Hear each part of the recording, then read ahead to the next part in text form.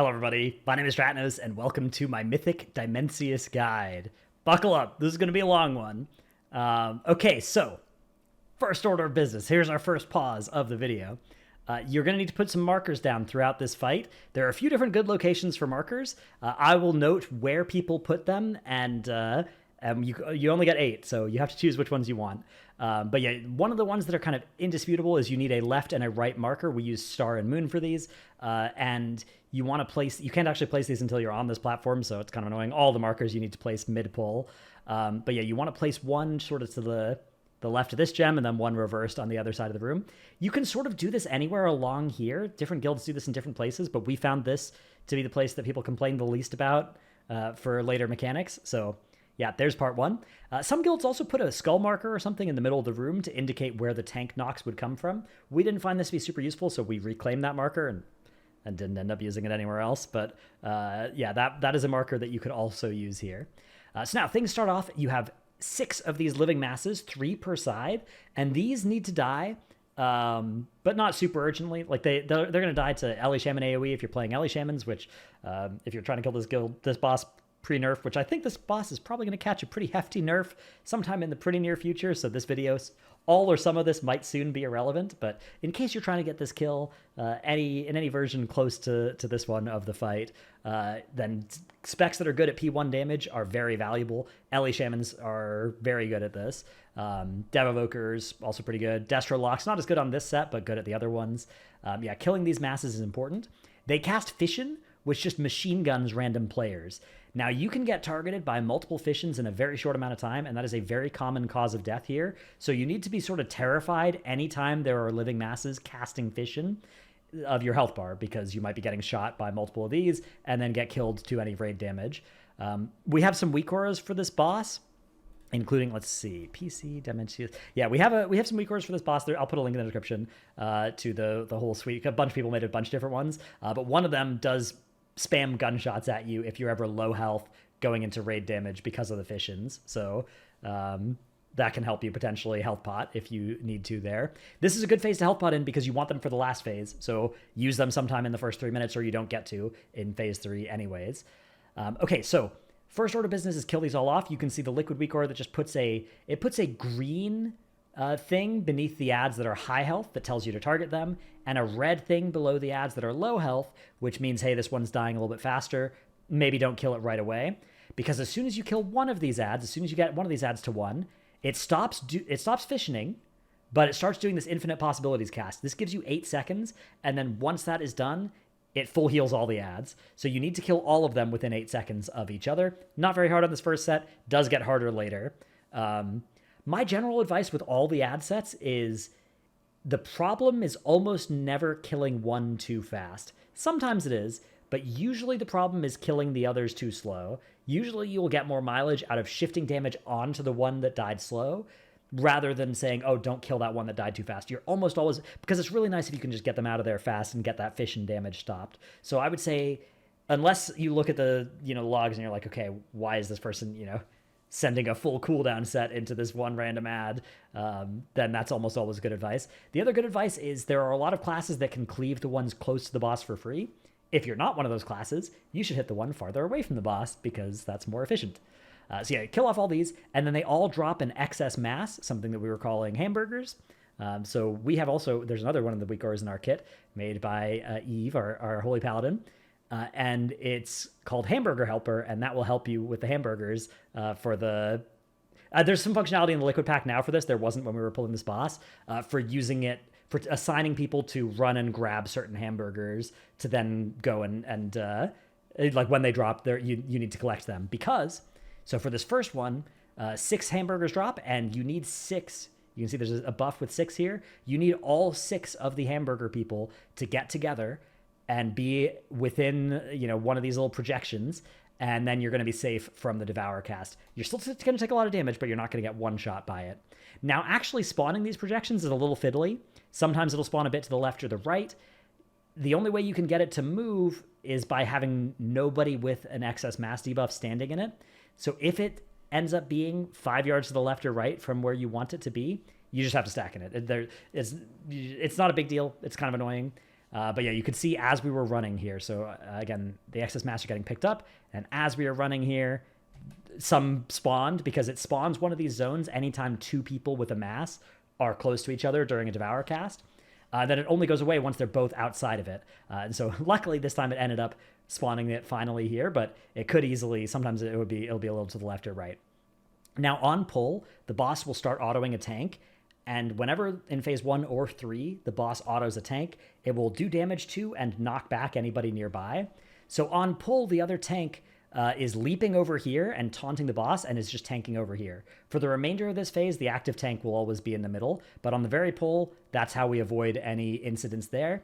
And then that tank is picking up one of the hamburgers and intervening to the raid here, and that's how we're getting our hamburgers here. It doesn't matter too much who you assign to do this job. Anybody can do it, but tanks are nice because, we're the least important, or the people that lose the least from any sort of responsibility like that.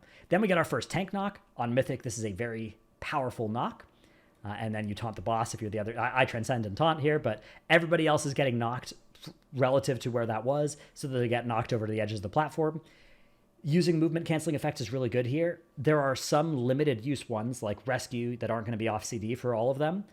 Those get assigned to the 2nd and 4th, and you don't use them on the 1st or the 3rd, because especially the 2nd. The 2nd is the most important one to have your cancel effects for the knockback if you only get one. So things like Void Elf Racial, Goblin Racial, rescues, those sorts of things, use them on the 2nd and not on the 1st, because on the 1st you get a lot of time to spread, and yeah, you're not going to get a good view of what everybody else is up to because I'm just in the middle of the room, but everybody else you can see spreading just along the edges, sort of like Heroic, just pollute the areas that you care about the least. That tank smash also spawns 2 excess mass per side. So you can see them, and that chain lightning is just hitting everything.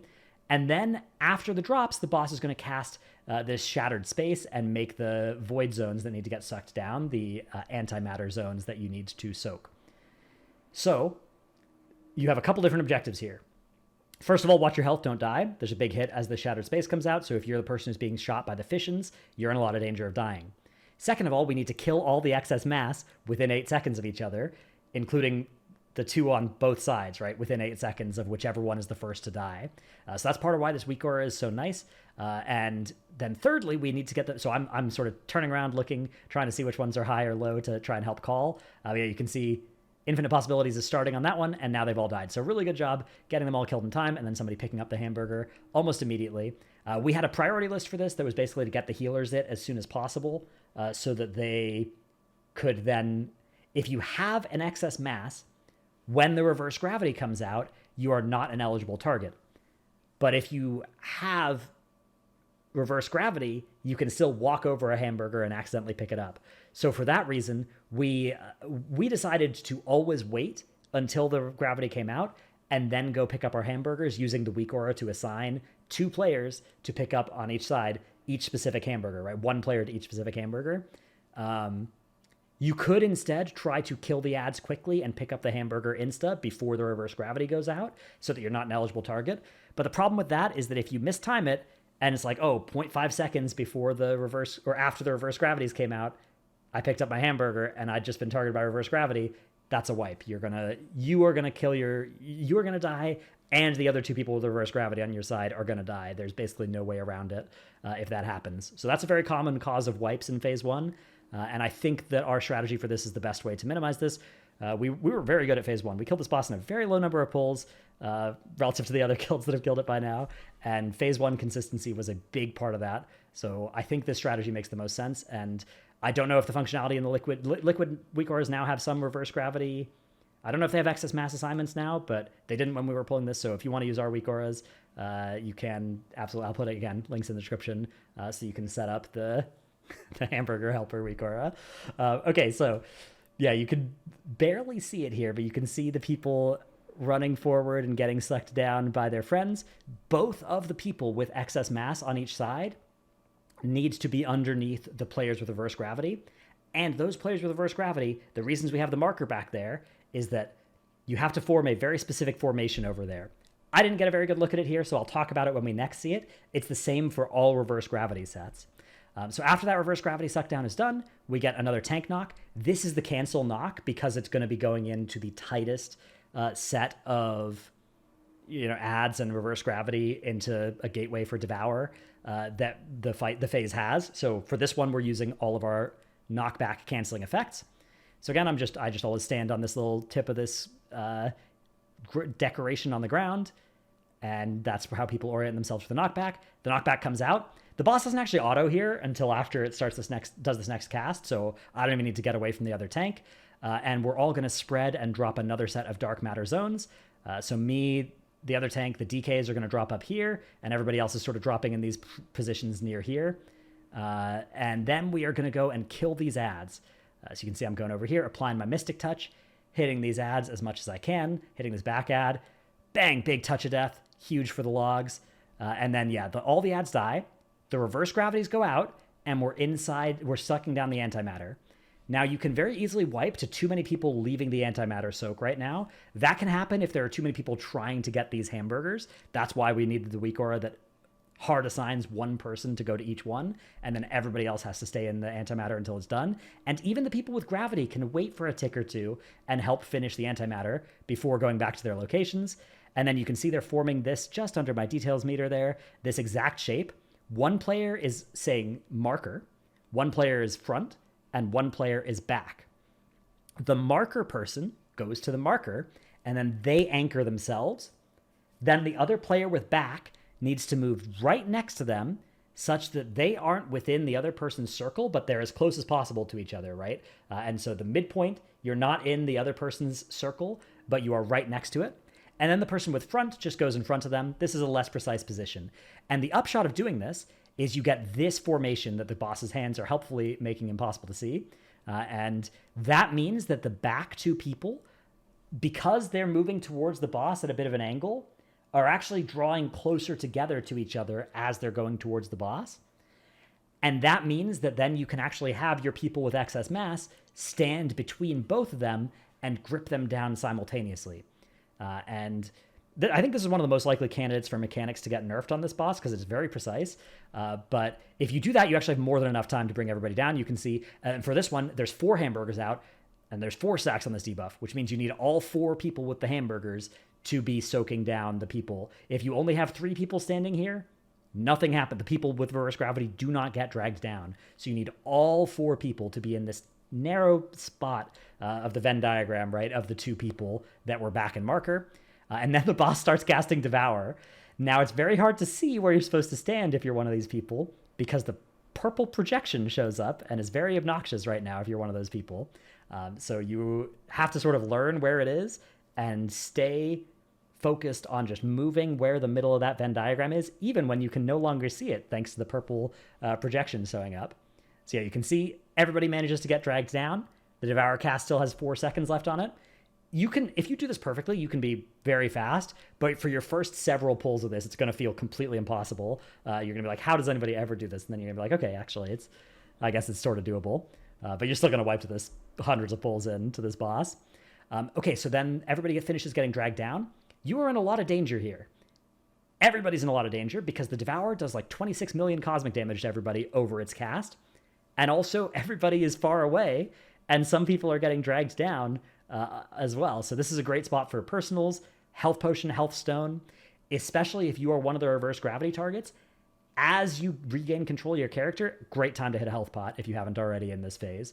But yeah, that's why you need 2 warlocks as well, is then you have everybody gateway together, because you need all 8 of the hamburgers that are now out to be together to be safe from this Devour cast here. So if even one of those people, it doesn't take the gateway or is late or whatever, everybody dies. Everybody gets gripped into the boss. Okay, so that finishes now, and we get the 3rd tank knockback. This one is so it's a little bit dangerous here now. This is one of the great spots for personals. You'll notice every spot in this entire fight is a great spot for personals, so figure that one out. But this we call this one the scary drops. This is one where you take a big hit from the tank damage, and then you have these ads out, and you're spreading, and then also the shattered space. I mean, it's a fairly similar cadence to some of the other ones, but you're in pretty constricted space, and there are not very many healer cooldowns now because so much were committed to the Devour that's just before. So this is a really important spot to health potion or health stone if you are ever low, because the ads are out and shooting fission. As soon as you stop the ads shooting their fission at everybody, then it's a lot safer. But yeah, we do our scary drops, and then we get our next set of soaks. And this is the exact same cadence now as after the first tank knock, right? We're soaking down the antimatters on the sides, and everybody's grabbing their things. And oh, beautiful, we can see the Venn diagram shape being made here, and our 2 players coming down. Wow, it's like I knew this was going to be the kill, and I angled so we'd actually get some perspective of what's going on over there. Okay, then we get the 4th tank knock. This is a spot where I look at the boss's health and we call to stop damage. For cooldowns here, if we don't want to push the boss much before 250-ish on the fight timer. You can see it's 225 right now. And so yeah, 250-ish was about the earliest we could do without it being too nasty for everybody's cooldowns. So yeah, that was the idea here. We would actually switch to and target these ads. These ads don't actually have to die. You can just leave them and you can just hit the boss and push. But we were like, okay, we're stopping damage anyways. Let's kill those ads because that'll do less damage to the raid, and also we public log, so our parses will be better. So yeah, because you only get credit on Warcraft logs for these ads if they're ads that die. So if they go into infinite possibilities and full heal, you're not going to get credit on your parse. So it's really good to kill these ads to get as good of a parse as possible. So you can see we're doing that, and we're just sort of waiting here. And now this set of soaks comes out. You can soak this down, but if you do, it's going to do a lot of damage. Soaking the antimatter does a lot of damage here. And if you're not killing these ads, because you should never, you don't need to kill these ads ever. If your DPS is tight, don't kill these ads at all. You're still trying to blast the boss right now. And then you're soaking this down. You're going to be scared because the ads are going to be still shooting you.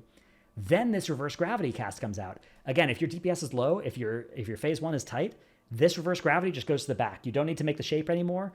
You don't need to. You can never save these people because Devour 3 is about to happen here. And Devour 3 is a raid wipe. This there's not enough. You need 10 excess mass, 10 hamburgers to feed Dimensius' hunger here, and only 8 exist. So you cannot win against this Devour cast. So there's no reason at all to suck down the people with reverse gravity here. You just have them get away so that they get a little bit of time. And yeah, you can try and kill during that Devour cast. If you were going to kill it during that, you need to actually suck down the antimatter, though. If you can skip that, if you can skip the antimatter explosion, you should. It's nicer. It's easier that way. And yeah, you can see we made the push here. During early progression, you should lust this phase, and you should continue lusting this phase until you're comfortable with meeting this check here. Race to World First Guilds lusted it for like 300 pulls before they took it off. You can probably take it off sooner with more gear. I thought we were going to keep it on for a long time, but it's actually really nice to have it for the second platform of P2 during progression when you're getting there. So I would say once you are reaching P2 second platform, that's a really good time to evaluate your phase 1 and be like, okay, is it worth 5 pulls of P1 becoming inconsistenter? It'll never be fully consistent unless you're gods like we were on our kill night. We had no phase 1 wipes for all night on our kill. But yeah, other than that, no other guild has done that. It's very unlikely. Phase 1 is super deadly. You're likely to wipe here a lot. But you're not that likely to wipe to things that Lust would fix, unlike the Race to World First guilds. So I would say take the Lust off here as soon as you're working on the Pargoth platform, and you can then Lust Pargoth, and that will help sort of make up for the fact that you have a lot fewer cooldowns there than you do on the Artoian platform. Okay, so we're making our way into the second phase now, and here comes the hardest part of one of the hardest parts of the fight for me. So everybody can mount up here. And I am so there are 5 stellar cores located around the pathway to Artoian's platform, and you want to collect all of them. Each one of them does 7% of the mini-boss's health. So if you miss even one, you go from easily pushing to maybe not pushing at all. Or we actually pushed Artoian once without, when we missed a core. We never pushed Pargoth if we missed a core. And we missed Artoian many times if we missed a core. So you need to look at all of the cores and assign them. I don't have good footage. I'll try and put in the description links to POVs of people collecting the other cores. But there are there's 2 sets of 2, and then there's 1 under the platform. The 1 under the platform is pretty easy to get. Of the sets of 2, mine is by far the hardest if you take this flight path. There's another flight path you can take to get to it, which is slower. Or there's this psycho path that I'm going to do. And so here's how this looks. You mount up, and actually I started slow here.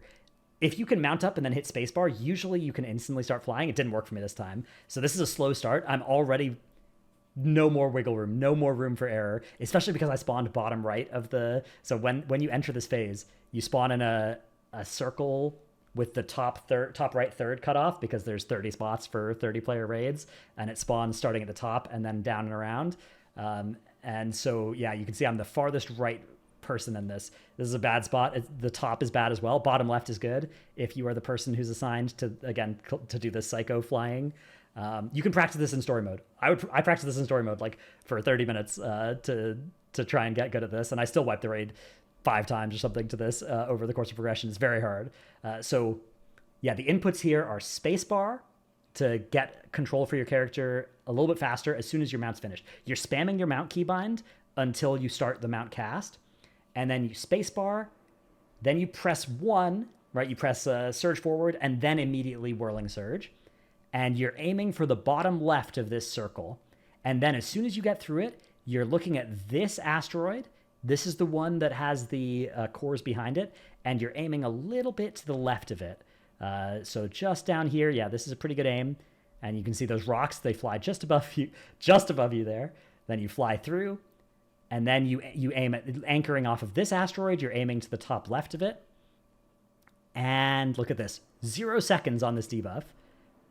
I made it through there with 0.18 seconds to spare on the debuff that would instantly kill me if it hadn't been there. So that's how tight that flight can be. It's less tight if you land the spacebar input properly, and also if you don't start on the edges of that formation. But yeah, it's really nasty. So if you practice it in story mode, the core is in a different location, but everything else is the same, so you can still practice the entire flight in story mode over and over again until you've got it consistent. And I recommend that if you are the person doing that core. None of the other cores are that hard, so you want to put your strongest, most powerful gamer on being the person you trust the most with your life on that particular responsibility. Okay, so then you get to the platform, and you can see here it's going to immediately lob the core at it. So here's some more good markers. This square marker is where the first Void Warden we're going to kill spawns. The purple diamond over here is where ranged will stack when it's time for ranged to stack after we cross through. And you can actually do another marker down behind us, but we didn't use that one, but it is a good marker behind us for where the safe spot's going to be from the last asteroid on this phase. So you got to pick and choose. We have an extra world marker, so we could use one more that we didn't end up using on this fight. We actually kind of have 2 because we didn't use the phase 3 one very much at all. Okay, so yeah, you can see the boss instantly took 7 from me getting there. Everybody else flying their stellar core routes has a slower route than me. One of the upsides of doing the psycho route is you get here in time. And I could also place a transcend. If I wasn't a void elf, I'd be placing a transcend right now up over here. But I am a void elf, so I just void elf that instead later. Okay, so yeah, we're hitting Artoian, sort of dragging it near square. Exact positioning here isn't too important. You want to be able to cleave down the Void Warden here. And then, yeah, the rest of the raid is sort of hanging out over here. And we're going to spawn the ads. And now all 4 of these need to get under the boss. We use 2 death grips each. So we have 2 DKs, and we just assign each of them to 2 nullbinders. You can also use Typhoon or something on this nullbinder. We do that on the Pargoth platform. But we changed it to just using death grip here because it was more consistent for us to just have the DK grip this one. Because if you Typhoon here and you're too close, what can happen is this nullbinder, right? Like, look at this. These nullbinders can get gripped, and then if you Typhooned right now, you could hit them and knock them through. Now, you could also just put an Ursul's Vortex under here and prevent that, or you could make sure you're knocking from max range. But we felt that just use an extra death grip here. There's no reason you can't on this one. There is on Pargoth, but there's no reason you can't here. So just use an extra death grip on this is how we solved that. A lot of different ways to answer this one, though. Then 4 people, including the active tank, and 3 other people, not including the inactive tank, will get targeted by these lines, and we just aim all of these to the left, and then leave a sort of channel here so that people can run through this easily later.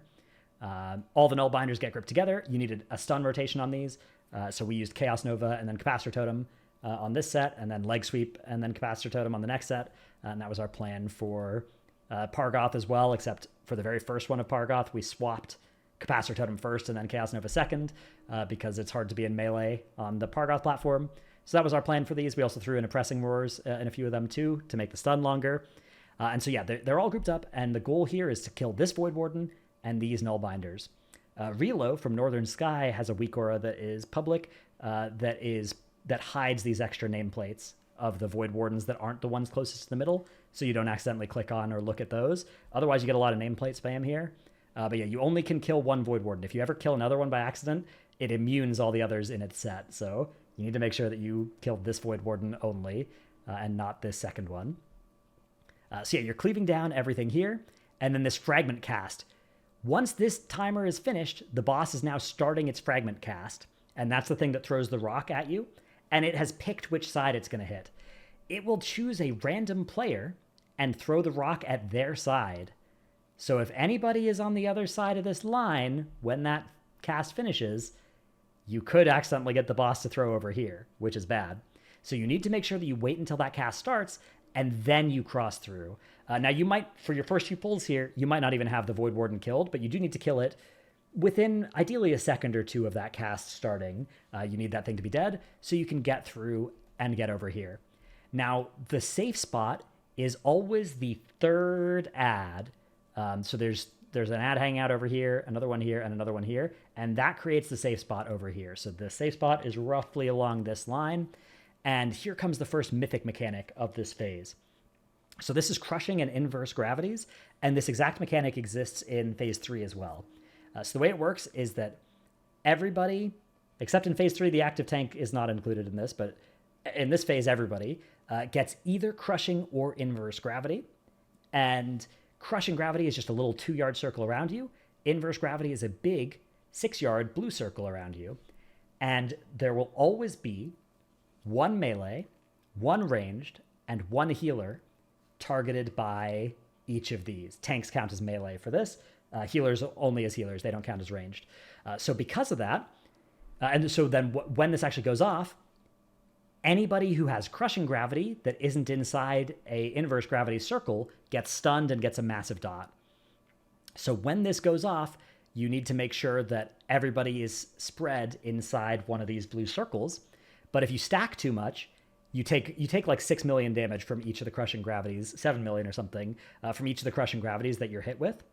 So you need to make sure that you spread somewhat. The tanks can stack on each other, and the person with inverse gravity themselves doesn't take a huge hit. They only take like 1 million from the inverse gravity, which everybody takes. So you can always stack one person on them as well. But what you want to do here is just make a raid plan and sort of assign people within their circles for where to go inside that circle. And again, stack your 2 tanks on top of each other.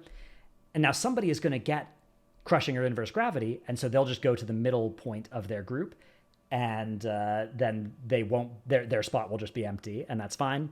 But yeah, that will always work, and you can also always assign somebody to also stand in the middle on top of them, and then if they get it, that's fine. Then there'll just be nobody standing on top of them. Now, you want roughly equal groups, but you might realize, oh man, we don't actually have enough melee, ranged, or healers, right, for this to be equal groups. So you'll need to assign some people to count as other people for this and to go to other people's circles. Those people should be some of your smarter raiders, but it's not always possible. So in our raid, for instance, we used some mages and evokers, which because they're more mobile and stuff. But ideally, you'd pick your smart raiders. But you know, it's also nice to pick mages and evokers for that job. And so we had like an evoker counting as a melee, and we had 2 mages counting as healers, and that was how we did this mechanic. And so if they get crushing gravity, they will go. Our evoker will go to the melee spot if he gets crushing gravity. But if he gets inverse gravity, he's still the ranged player, so he has to go to the ranged spot if he gets inverse gravity. So that's the hard part, is whoever you assign with this goes to a different location if they get crushing or inverse gravity. And the groups stay the same throughout the entire fight. So for every single one of these sets, our Dev Evoker is a melee player, except if he gets inverse gravity, and then he needs to go to the range stack. And yeah, we probably had one more range player than we would have liked. One extra healer probably wouldn't been good. We had 4 healers, and then 2 mages count as healers, so that was a 6-person group. But yeah, then we probably had too many in range still, so moving one to the healer or the melee soak probably would have been better for us, although it would have, again, added an extra person who was going to a different group than they get crushing versus inverse, which is a downside. Okay, so anyways, that comes out. You have a little bit of time here, and you definitely need to make sure that you're not getting hit by the rock. You're also killing this Void Warden. This Void Warden needs to die. Warlock's really good at killing this. I think Race World First guilds would sometimes have like their sub-rogue over here murdering this thing. Probably not necessary with this level of gear. Just swap some more damage onto it from people that target it a little bit less efficiently, but can do so from range, and make sure that it dies in the next 7 or so seconds from right now. Okay, so gravity goes out, and then the call we made here was wait. So as soon as the rock passes by, you're safe to walk back out here. But what we wanted to do is wait until the lines came out, because Artoian does another set of these lines. And again, it always targets the active tank and then 3 other random players. And you're sort of nicely pre-spread in your positions already. So you can just wait until the lines come out, and then everybody who isn't targeted can move, rather than having everybody start moving and then some lines go out and then those people have to run back over here. So I think that's a really good call. I think that will save you a lot of time on this boss, is don't move until these lines come out, and then 16 out of 20 people get to move. And then, yeah, if you have, like, you see our Evoker's getting targeted here, and he's just deep breathing out of it. If the less mobile people need to kind of play around here instead with those lines, so that they can quickly run to the raid after they get knocked back. But yeah, you can see Demonic Circle comes out. Our shamans, if they were ever over here getting targeted by that, would get a life grip from our priest. So yeah, shamans need some help there. Otherwise, it can be pretty nasty. Yeah, and then the pushback comes out. This is another candidate for a mechanic that is very likely to get nerfed, I think, is just the intensity of this pushback. It's very intense. You can see I Void Elfed up to the front of the room there, and then already, even with some rolls, I get nearly blown off. But yeah, so now we need to move the boss pretty quickly. The boss will spawn these ads, and then it'll move for like half a second, and then it'll start the next lines cast. So you basically need to make sure that during those wins, one of your tanks, Death's Advance is huge for this, they can just get it into the position here. If you have a Blood DK, you can also mass grip the second sets on both platforms. Really nice. We don't have one of those, though, so we set up for this instead. I was originally planning to play Blood DK for this, but we decided to do Brewmaster and double DPS DK instead. This is definitely an area where the Blood DK is really nice, though. Mass grip is really good for just getting all of them perfectly stacked and making it super efficient. So yeah, on this set, grips come out. This one is supposed to get death gripped, but it didn't, which would be a wipe if a genius Brewmaster didn't ping and then ROP it and then make sure that it got gripped, and then it did get gripped, and then we're far enough ahead on Artoian that we can swap to it. 99 times out of 100, that's a wipe, but saw it, caught it, all good. Artoian needs to die, so watch the timers here. Artoian should not die until this fragment cast starts. If you can kill him between the fragment cast and the gravity cast, it's really good, because then you don't get the gravity, but you do get all the timer of the fragment cast, because you get like 6 extra seconds of cooldown timing, which is really good, really important, really important. Stop damage on Artoian if you are going to kill it before the fragment comes out. And then, yeah, so you kill off the Nullbinders again, get everything together, you're killing off the Void Warden again. And this one, we're gatewaying. So the fragment cast starts. Again, don't gateway until the fragment cast starts. And then everybody can gateway. And over here, we're doing a different formation. So we don't do the line over here. We want to do a triangle. We had melee go here, and then ranged and healers were these spots. Liquid did it another way, I think. They did melee like further up, and they had range go farther. But we felt, melee are super mobile. Let's just have them go farther, and let's let our healers plant nice and close and heal us. But yeah, we actually had been skipping this basically all night.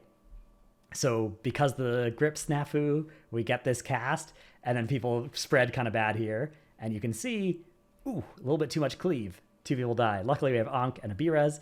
We're able to continue this one. But yeah, your goal here is, let me show you again. You're looking to beat this pushback timer here.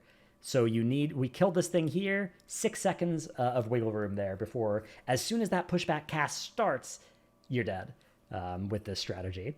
Now, after Artoian dies, this Void Warden, you can kill it.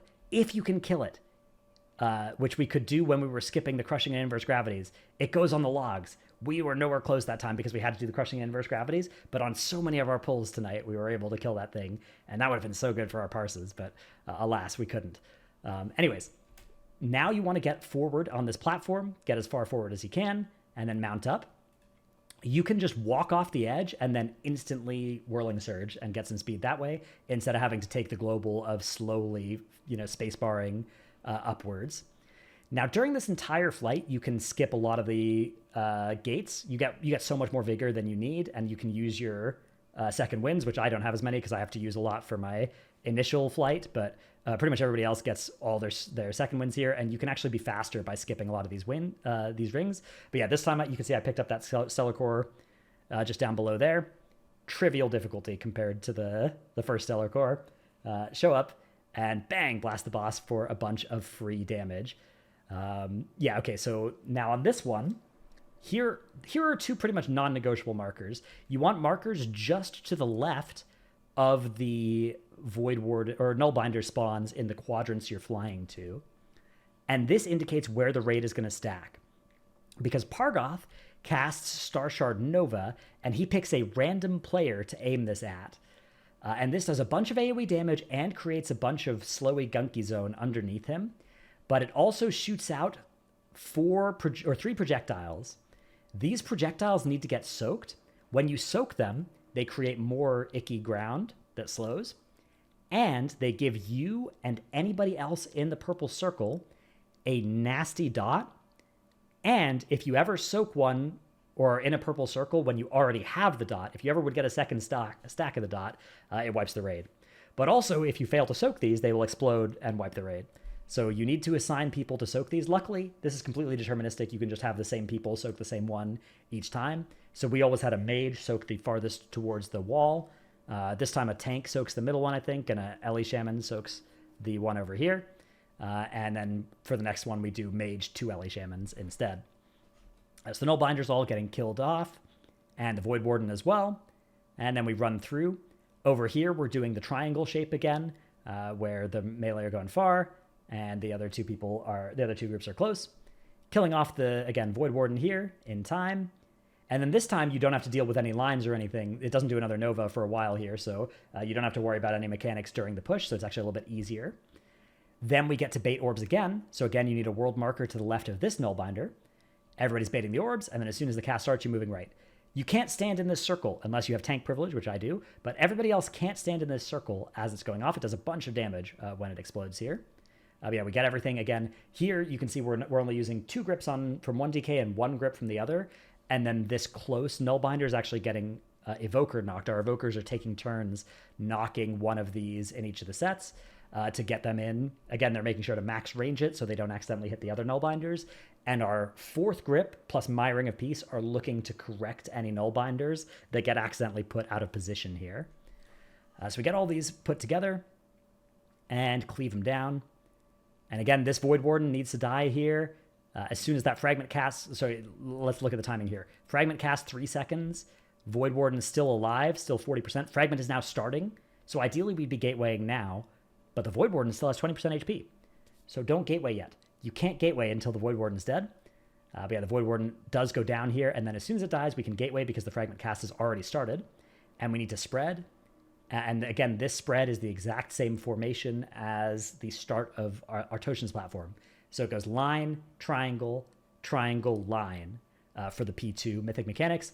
And you just can do the exact same relative positions here. Again, you can see me and the other tank are always stacked on each other in this corner of this one. Okay, then you need to kill Pargoth, but not before this pushback cast starts. You want this pushback cast to start. You don't necessarily need the winds to be blowing, but you need Dimensius to have started casting pushback. And then that takes a few seconds. You can see that cast is still going, and then the cast happens. If you get knocked off the platform while Pargoth is still alive, you will die. If you get knocked off after Pargoth is dead, you don't die. You're taking heavy damage from the Gamma Burst and from the ticking damage, so you need to make sure you don't die here. You need to, use a defensive. We actually put an external on one of our shamans even here to make sure he doesn't die, because the dots are still ticking here, so the raid frames are sketchy. But the benefit of doing this is you get all of this time for cooldowns to recover, and then Xalatath will save you no matter how far down you are, and bring you into the boss here. By making sure you do these push timings on Artoian and Pargoth, you can use 90-second cooldowns exactly when you land on Artoian's platform, exactly when you land on Pargoth's platform, and then you'll have them for the burn here in P3. You do need to press them like insta, like first global when you land on those platforms. You need to hit those cooldowns. But if you do that, you get 90 seconds on all of those. 3 minutes you should just get on boss. and also, I guess, on Artotian's platform on pull. And then 2 minutes, you also only can do Artotian and then the burn, but you can do the back half of Artotian instead of the front half, which can help you kill the second set of ads there. But because of that, that means you don't have very much for the Pargoth platform. So that's why I recommend Lust the Pargoth platform, second potion it, put an extra cooldown or 2 on it, and we even kept Infernals on it. So even though Infernals are 2 minute, our Warlocks just don't have Infernals for the burn. But yeah, we were relying on Warlocks, Rogue, with actually Autumn to make this feasible, to let him hold his cooldown until the ads start spawning, and Mage cooldowns, Arcane cooldowns, to carry the Pargoth platform. Yeah, that's pretty important. It's pretty important for this fight to do all of that if you want to optimize damage in P3, which you do, although we didn't need to on our kill, but you do want to optimize damage. But you also, I would say, if in doubt, over-index on killing Pargoth, and then, you know, maybe there's a weekly reset coming for you that's going to give you more power, and that'll be the power you need to then kill P3 of this fight. But yeah, focus on just killing Pargoth, overkill Pargoth, and then you can slowly take stuff off of him. That's why I think lusting that platform is really good for progression. Eventually, when you're ready to kill the boss, you're lusting, potioning, and using every cooldown you can save for this burn here. And this burn, you are looking to absolutely melt the boss. It is double damage on Mythic. It's less on the lower difficulties, but he's taking double damage right now. So during this weekend cast, you can see we get him all the way down to 70.2% at the end of the weekend burn here. You can get this lower. We saw below 70, I think, on one of our pulls. But yeah, you can get this boss really low during this burn, and that will save you a lot of time in this phase. So optimize for that as much as you can. So yeah, the boss just taking double damage. You're just hitting it, lusted, cooldowns. Then the boss starts casting Extinguish the Stars. Each of these stars, when they hit, murders your raid. It's like millions of damage each. So you need some raid CDs. I think it's an Evoker ramp covers this for us. Evoker's super broken. I don't know. That thing does a lot of healing there. Other healers could maybe step up and do it if they needed to. Okay, so first mechanic after all 8 of the stars spawn is the first rings. Now, the rings will never spawn. They will never spawn the first ring close to the raid. You will always get the first ring either to the left or the right here. Now, I say left, but to me, this is my left. This is the raid's right over here. So what you want to do is you want to have somebody looking at this and call right or left. So you'd see this one is here, and that's actually all the information you need. This one being here means it's a right set. You don't need to look at where the second and third are, because the third is always here. So if you see the first somewhere, that means you go in that direction, and you're going to keep wanting to move in that direction to play around the rings. So let's talk about how the raid should play this, and then we'll talk about how me as the tank plays this. The raid wants to get to this ring that is going to be exploding first and take the debuff as soon as possible. Then they want to move a little bit towards the second ring, so towards the right here, and then take the second ring. And then they want to avoid the third ring until their debuff is cleared. Even if you do this, it's a lot of damage. But if you get hit with a Shadow Quake when you already have the debuff, you're going to die. So you need to do that. So that's how they play it. You can see they immediately start running over there, and their goal is to take this debuff as soon as possible, and then shuffle a little bit towards the second one and take that debuff, and then the third one hits them, and they're sort of backing away. Look, they're backing away from the third one until they're ready to get that last debuff cleared. Now, me, as a cool Brewmaster tank, instead has a slightly more precise thing that I need to do here. So I see that it's this one, and I actually need to place my Transcend on close to the second one towards the first one. As you can see, I get close to the second one towards the first one, place my Transcend, and my goal here is to transcend both of these rings by waiting until they cross over my Transcend and then transcending. You have to be really careful here as the tank, because you see how close I am to the raid? If I get too much closer to them, I'm going to start hitting them when the boss autos me. So I need to do this to avoid taking the extra damage. Now, I could throw a cooldown at this instead. I could throw an external at this instead. I could use Time Dilation. I could use Fortifying Brew. I could not use, Dampen and Diffuse against the Star Shard Novas. You don't need that. And then use those against this. But I instead just opt to not take the damage by doing that Transcend because I'm confident in it. Don't do that if you're not confident in it. Obviously, if you're not a Brewmaster, you'll need another solution to that. If you're the tank trying to do this, Anti-Magic Shell is really good for it. But like when our warrior is trying to take these rings, if you're the tank, you don't have the luxury of not taking the Shadowquake, and taking a second or especially a third ring when you have the debuff is very lethal even to tanks. So don't be afraid of putting a lot of externals on them. This phase is really hard for tanks, so you want to try everything you can to make their life easier, throw a lot of externals on them.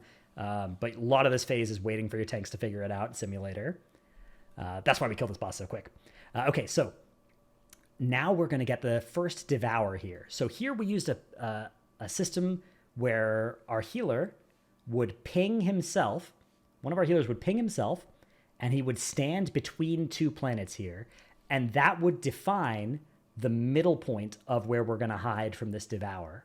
Because on Mythic, you need 5 people per planet across 4 planets. If you ever have a 6th person touch a planet, the raid instantly dies. And there are only 8 planets, and you need to survive 2 Devours. So you need to split into 4 groups of 5, and then each perfectly find a planet. So what we were doing is we were using this ping on the player, standing between 2 planets, and that would tell us, okay, this one up here is 1, this one just next to the ping is 2, this one on the other side of the ping is 3, and this one 2 to the right of the ping is 4. And so as we do that, then everybody starts using the WeakAuras starts, spamming your thing, and you know exactly where to go. And you can duck in last second. I'm a tank, so I want to just go in early and take a little bit of extra damage just to be inside there early. But everybody else can dip in the last second to half second of that cast because you take damage while you're standing inside the planet. Now I want to rewind again a little bit just to note the mages have done some blink shenanigans here to get around the Nova without taking as many hits. So they are going to be running over the tank if they're doing this. So you got to be a little bit careful here, and ideally make sure as both the tank and the mages to not get too close to each other until this Devour cast is starting. How you want to set this up is you want your 2 tanks and any number of mages that you have, because the mages are naturally going to be coming from this side of the boss, in the far right planet, and then you can fill the remaining spots with melee. Put all of your healers into 2 and 3, because they'll have range on your whole raid as much as possible. We put our Prez Evoker into 3, and my thought process there was that our tanks and our mages who haven't taken the Shadowquakes, and then we put a Havoc DH here as well. These players are naturally tanky, so my Evoker can Evoker healy breathy thing from here towards 1, 2, and 3 and heal them all. I don't actually know how much that mattered, but that was my thought process when creating these groups, was put the Evoker here to facilitate that and not have to worry about healing us in 4 as much. And then, so healers, I split 2 into 2 and 3, and kind of just threw everybody else in at random into the other locations. I think you probably want to put people with some good movement in 3, having done this fight now, because after this explodes, they have the longest run to get to where they're supposed to go. Okay, so we do our hide, and now I'm about to get the first tank pull of the phase. So I run left and go over here. Every single person from 1, 2, and 3 runs left around the boss, and every single person that's not me from 4 runs right around the boss. If anybody from these other planets runs right, they're going to get hit by the tank auto as it lands on me here. So that's why you need to do this way. So the boss autos once, and then it starts this gravitational cosmic collapse mechanic. This is going to grip the entire rage towards me, but also there is the Mythic mechanic going on right now as well, which is the gravitational distortion. So every single person except for me is being given an inverse or crushing gravity. So here's how we play this. I roll and make sure that I am just to the left of the leftmost exploding planet, because every planet explodes. Every planet that had players hiding in it explodes after each Devour. So that's why you need to do 4 times 5. So I make sure I'm just to the left of this one, making sure that nobody's getting pulled through this planet, because if 6 people touch this planet, the raid wipes, right? Instant explosion, death there. So yeah, the position I found we ended up settling for on this was just around here, just to the left of this planet. And now the entire raid is pretty stacked up for healer cooldowns over here. The Mythic mechanic goes out. So you can see they have their crushing and inverse gravities. Don't pre-react too much to this. The people that know they're going to be left, which is the ranged are going left, the healers are in the middle, and the melee are the right. And that's always true. For all of P3, ranged are always left, healers are middle, melee is right. So the left can start cheating a little bit to the left, but the way that they're going to spread into their locations for this soak is they're going to do it during this tank pull. So the tank pull pulls everybody over like a second. It pulls them 20 yards towards where the tank was when it went off. The melee players on right are going to run with the pull to the right. The healers in middle are going to not move. They're going to just be looking at healing people. And the ranged players on left are going to fight against the pull and run left instead. So you can see that happening here. A little bit of a spread. And then the right players have run into where the tank thing was. The middle players just got pulled a little bit and fight a little bit against it. And the left players fight against that pull and pre-spread a little bit to the left of it as well. And then after that happens, the boss still has aggro on me. Now, you'd be tempted to do a tank swap immediately here, but the other tank has a crushing gravity and needs to get that cleared. So even though I have the tank debuff here, which actually increases cosmic damage in this phase, which means some of the boss's autos does cosmic to the tank as well, I think. So even though I'm going to be taking extra damage from this, I still need to take one auto before my other tank can taunt. So I am immediately rolling and getting away here so that the auto that hits me does not blast anybody near me. You can see I'm already on the opposite side of the room when this first auto comes in. And then all that mythic mechanic is resolving over there. I'm going to keep running right to now rejoin the raid, and the other tank is going to taunt and get to the position opposite the boss for the next set of rings. So now we're going to do rings. And again, so here you can see what it looks like from the raid's POV. The first one is very clearly to our left. That means we're running left. So the first one is to our left, and then the second one will be to our left once we get there. And we just take this debuff as fast as we can, take this debuff, and then hide if we need to from this third one. Bang. Now, very quickly after this, we are getting the next mythic mechanic and tank pull. So the place that we want to do this is melee players. As these come out, we are looking for the leftmost black hole, and we're going to position just a little bit to the left of it in front. Ranged players are going to go over one planet to our left, one planet-ish to our left, and healers are going to hang out back here behind sort of us. So this makes it a little bit like of a V or an L shape. We kind of had the thinking that it was... The Race to World First guilds were playing this as an L with the healers sort of further to the left. We had the thinking that it would be a little bit easier to avoid getting a planet oopsie by having the healers play a little bit more to the right and sort of be more of a V than an L, but it doesn't matter too much. There are a lot of right answers for this mechanic. But yeah, so you can see the warlock that got left circled, so he needs to quickly get over here to set this all up. And then right is over here, and healers are over here. Now this goes off, bang, and now the tank grip is going to go off. So the tank needs to get over here, and he basically needs to draw a line so that the ranged and the melee are getting gripped in the same direction. And then the healers are over here, and by doing this, if you have positioned properly and you have set up in the right locations, you will avoid dragging 6 people through the planet and instantly wiping the raid. That happened to us like twice tonight, with this position being wrong. So the important thing is that as these debuffs are expiring, there should be a planet behind you. You should not be like in between 2 planets, but there should be a planet just behind the group, right? Like you see the person spamming right, there's a planet just behind them as this is going off. And that means we're getting dragged into an empty space between 2 planets instead of into a planet, which would wipe you, right? So that is the theory there. You can try to have your tank adjust the grip to avoid that, but they are realistically like leaping or rolling or void elfing or something to get over there as fast as possible. They don't really... Your tank is not going to have the bandwidth to try and aim this too much. So what we found worked was make sure that they just always walked to draw the line between these, right? To make sure that walk such that left and right are in a straight line relative to you. That's a very easy thing to notice because a bunch of lines are being drawn from your character. And then it's the responsibility of the raid to be positioned such that this doesn't pull you through a planet. I do think that's the best way to do this.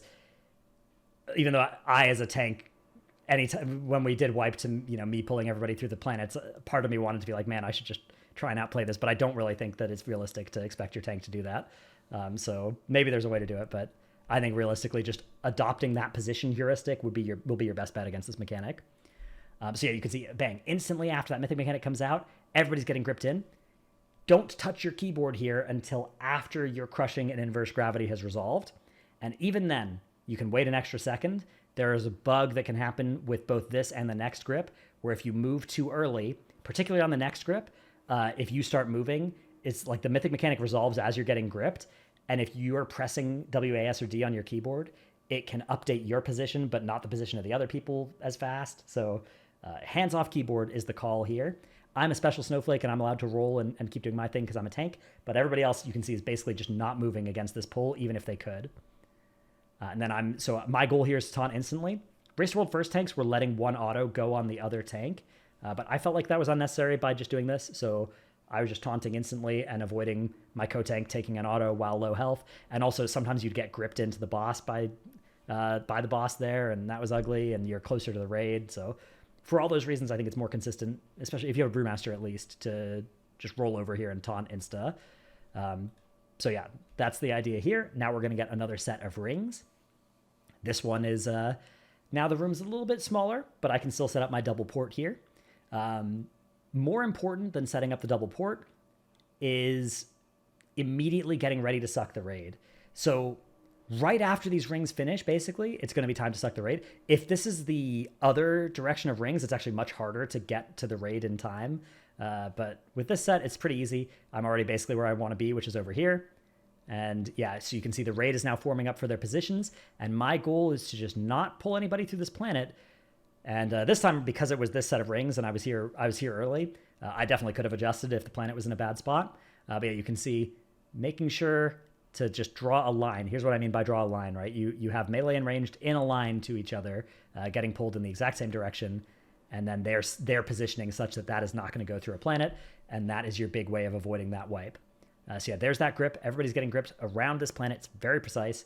And then this time around, I'm holding the boss here for a sec because this is the pull. You can see they still have the Mythic mechanic on them, and it's going off as they're getting gripped.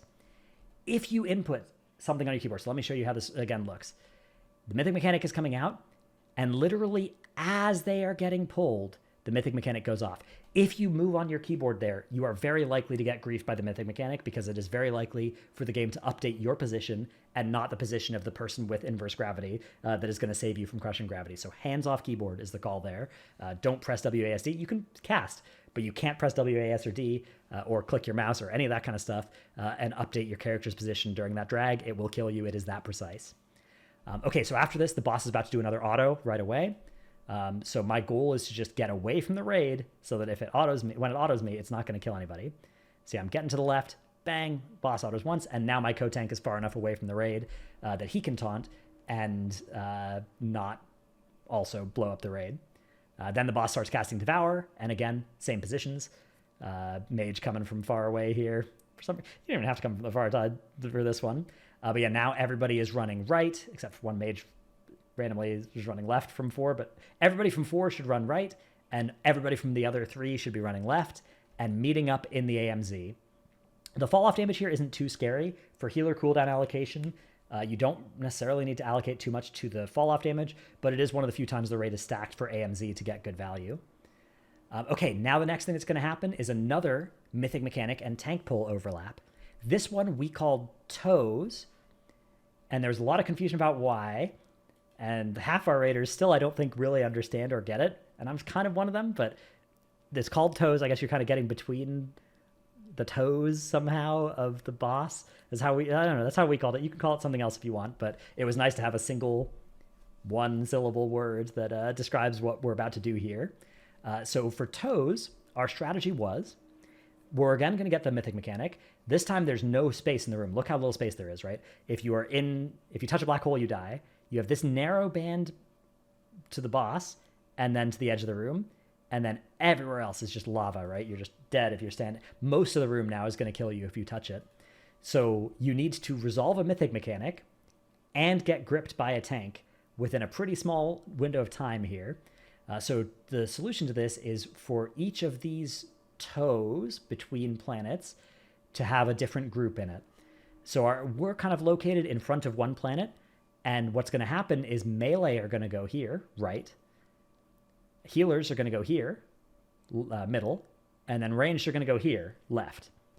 And you can also think of this as like right, close left, and far left. That's maybe another way you could think of this, but right, middle, left is how we do this. And to sort of lock it in, what we would do is we would have one of our melee players ping himself, here, there's the assist ping, and run into one of the toes. And that ping is saying, okay, I'm claiming this as the melee circle. I don't think any other guilds did this, but I think this would help. I think it's probably best for a melee to do it, although maybe a healer, if they have the bandwidth to do it. Problem is your healers are busy here, but a DPS DK, they're just pressing Death's Advance of this entire phase and doing nothing, so they've got the bandwidth for an assist ping on themselves here. And so he assist pings himself and runs into the one just to the right of the black hole behind us. And so the melee are going to all be in this toe, the healers here, and the ranged here. So we all start spreading to those, and we just get towards the edge of the room. So the heuristic with this is, especially the ranged soak, because they're going to have the hardest fight against their pull, they're getting towards the edge of the room, and you want to just make sure that your inverse gravity circle touches or maybe even goes a little bit into the accretion disk here at the edge of the room. This particular one, you have a little bit of time, right? The gravity's going to resolve, bang, and then you actually still have 2.5 seconds before the tank pull happens. But look at the damage it does to the raid. Even me as a tank, nearly killed here. A lot of stacking happened here. Ideally, I should have been further up in the safe spot here, but yeah, just use defensives. Triple stacks might happen. And your goal is to keep moving with your group and stay in sort of the toe between the two planets. But yeah, so we keep moving there. And then for this one, you have some time after it goes off to sort of get in position and get ready to get gripped. Melee are sort of getting gripped tangent to the boss, so we're not going to have to fight this grip too hard. And then ranged and healers are going to fight this grip by running against it as it's happening to avoid getting gripped into the boss. But yeah, by having melee getting gripped here, that means that I will be getting gripped onto the boss, and instead of fighting this grip, I'm running with it because I want to taunt now. So I'm going to run right and taunt here. The boss doesn't auto for a sec here because he's spawning these rings, but that's immediately now into rings. So this is the fourth set of rings of the fight, and I would say if your damage is anything like ours, which it's not yet, but it might be with some more gear, maybe a couple more 3% buffs or something it might be. But if your damage is good, play to live the fourth rings and don't worry about living the fifth rings because you want to empty the bag on the fourth rings and just live as long as you can past that. And I would say the fifth rings can be more YOLO. But the fourth rings here, these ones are pretty nasty. Everybody's already low, and the room is so small you can't run away from the third ring as it expands very quickly. So the goal is immediately identify if it's left or right as the raid, and then immediately take this debuff from the left ring, and then you sort of stay in the toe that you were in, and that should naturally lead you to getting the second ring at the right time, and then you can run away inside that toe from the third ring. Meanwhile, me as the tank, I am again setting up my Transcend here, but it's even tighter. Look at this. Look how little space I have here. And then also my Transcend has to be in a very small safe spot so that it won't get hit by the black hole either. But yeah, no debuff. Nice and easy. I could use Diffuse Magic and just take this hit here, but I didn't. But you could if you probably should. It's probably more reliable, but I took no damage. It must be good. Now the rings are finished resolving, and we get our very last grip of the fight. Again, you can see our melee have already claimed their location. Everybody's pre-spreading to their correct spot. The players that might go to a different place, right, our Dev Evoker that could either go to melee or ranged is hanging out in the middle. And our mages that can go to either healers or ranged are sort of hanging out between there as well, because they'll know as soon as the Mythic mechanic goes out where they're going. Everybody else in the raid already knows exactly where they're supposed to be, and they're already pre-spreading to those locations. Now the Mythic mechanic comes out, or the tank grip and the Mythic mechanic basically come out at the same time here. So yeah, Mythic mechanic comes out, and then tank grip starts casting, and this time around, unlike the last set, there's a lot less room for error. So this one is a lot more nasty. You're emptying the bag on defensives to try and live this because you're going to be stacked up. You're waddling with your group at the same speed that the planets are rotating. And then as soon as the tank pull starts, you can start fighting against it, but you can't like pre-fight against it and get to the edges as everybody. You have to instead be spread inside your circle up until the tank grip starts. So yeah, that tank grip starts, very sketchy, and then you can actually just hold the boss as the tank here. You don't need to do a tank swap here, but you can do one. But also you could instead just sort of sacrifice the active tank, or not sacrifice them. But you might not even want to do a tank swap here if you are scared. You don't have to. You can if you want. It doesn't really matter. But at this point, the goal is just, there's a last set of rings. So that's coming out now. And the goal is just live these if you can. Get to again, we're getting to them as much as we can. And then we would do them exactly the same fashion as the previous rings. And then you just have 10 seconds to burn, and then it dies or you die. We killed it well ahead of that schedule here because we were playing this nice hunter spec here that other people don't think is good, but that thing does a lot of damage. And then everybody else in our raid also was doing a lot of damage. And yeah, we were way ahead. We kind of 20 seconds ahead of the enrage, very well ahead. We saw the enrage, I think, only once during progression as well. Most of the time we were just wiping to the toes sets before that or something. But yeah, that is Mythic Dimensius. That's all there is to it. Pretty similar guide video length to the Galliwix fight, as you can see. Pretty similar intensity of boss fights. Yeah, I guess there's not a whole lot of other advice I have for you. One thing I realized I didn't talk about is phase 1, deciding who's going left and right, splitting your sides up for phase 1. So let me go to a spot where I'm in range of only my... Yeah, you see, we ended up splitting it. So obviously there's one tank on each side. That person's not always there because they're sometimes tanking the boss in the middle of the room. You want 10 and 10 here so that you can soak down the antimatter equally. Don't do anything fancy with that.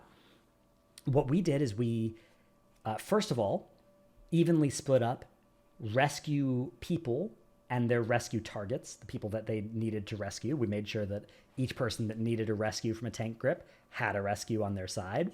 And then we tried to sort of evenly divvy up the damage to the adds. So people that are good at add damage are Ellie Shamans and Destrolocks. And we put those equally on each side, and then a few melee on each side. We wanted to also put sort of one spot healer and one raid healer on each side. So Holy Priest and... Well, I guess the Holy Priest Resto Druid side is a little bit sketchier, and then, but clearly, Paladin, Evoker is sort of two complementary healing styles there. And we also felt like the Pres Evoker was sort of... The Pres Evoker, Holy Paladin side, I sort of felt like, okay, this side is going to have an easier time healing squishy losers. So I put the Hunter and an extra Ellie Shaman, because these people need more help than... an extra Warlock, for instance, and the Dev Evokers were pretty tanky. Dev Evokers are also pretty good against the living masses, too. So, yeah, that was sort of my thought process of splitting up the sides like this, was a spot healer and a raid healer on both sides, and then our slightly stronger healing side with our slightly more dying players, our slightly more healing required players. Yeah, I think that's all. That's pretty much all the wisdom I can impart unto you. Good luck out there with this boss. It's very hard. It's very likely by the time you're watching this that this version of this boss fight does not exist anymore. If you have any questions, put them in the comments. And again, yeah, if there's been nerfs and stuff, I'll try and put an update somewhere. But I've said that for the past several of these videos, and I never do. So good luck.